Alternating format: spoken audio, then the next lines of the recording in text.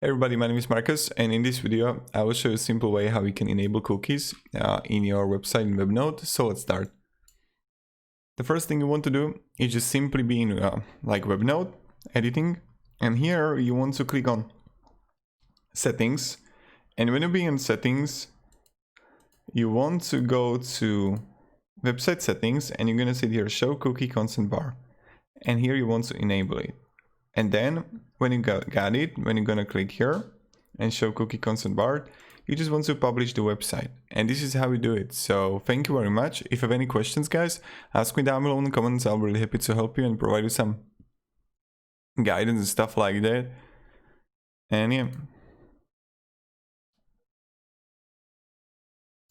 have a great day and goodbye.